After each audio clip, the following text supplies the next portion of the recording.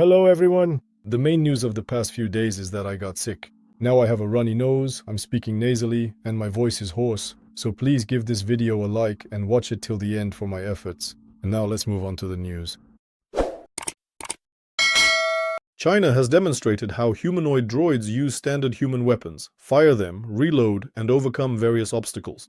A new technological era will clearly arrive in just a couple of years.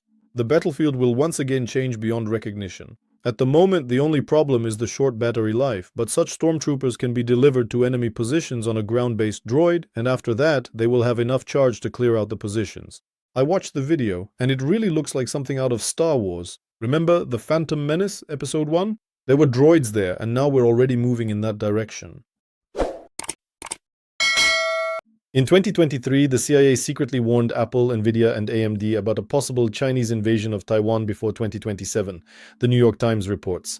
The warning was issued due to the threat to US national security, as well as to push Silicon Valley to reduce its dependence on Taiwanese chip manufacturing. But 97% of all advanced chips are produced in Taiwan, so from the standpoint of, well, their own security, it's understandable that the US is trying to protect itself. The question is, how did it happen that so much is produced in Taiwan?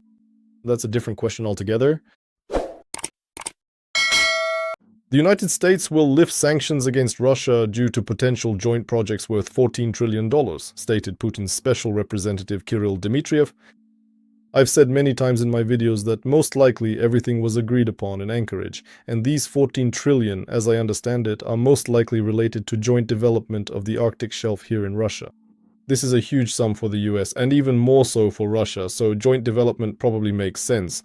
The main thing is not to completely give away the Arctic shelf to the Americans. Dmitriev commented on a publication by The Economist, which stated that Russia is ready to offer the US 12 trillion in exchange for lifting sanctions. Well, he clarified that such a thing exists, and named the sum as 14 trillion. This amount is almost equivalent to 30 annual Russian budgets. That's what I'm saying. It's an extremely large sum. But for now, both the US and Europe have extended the sanctions. But the sanctions that have been extended can be lifted at any moment. BMW, Mercedes, and Volkswagen are at risk of disappearing by 2030. Moritz Schularik, head of the Kiel Institute for the World Economy, believes that the German Big Three are in danger of losing their influence. The automotive industry is turning into a computer on wheels. Chinese brands are catching up, while the major car groups are cutting budgets and closing factories.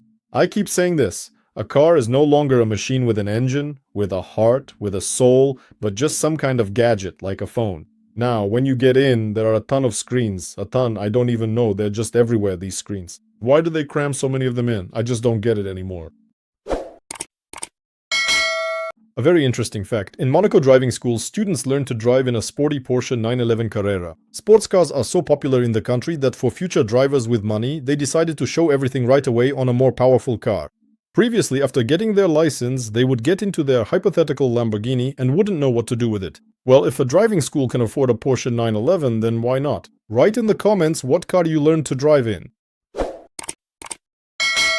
In Scotland, the Hogwarts Express is being shut down due to authorities' demands to implement costly safety measures, reports the Scottish Sun. The article states that installing central locks on the doors would require about £7 million. This amount is 7 times greater than the company's average annual net profit, so upgrading the doors would deprive it of profits for the next 10 years. The Hogwarts Express brought about £19.3 million to the Scottish economy every year. Well, that's it. Let's say goodbye to the train. Harry Potter fans probably won't be able to handle this. IBM shares experienced their worst daily drop since October 2000, after Anthropic announced that Claude can write code in COBOL. I don't know how it's pronounced correctly, but I'll call it COBOL. If that's not right, please correct me. This COBOL is used in banking systems, insurance companies, government agencies, large corporations, and so on, including IBM itself. Well, artificial intelligence is gradually pushing people out. How justified this will be financially, we'll see. But IBM has been struggling for a long time already. That's all for now, friends. Goodbye. See you on Saturday. I hope I'll have time to recover.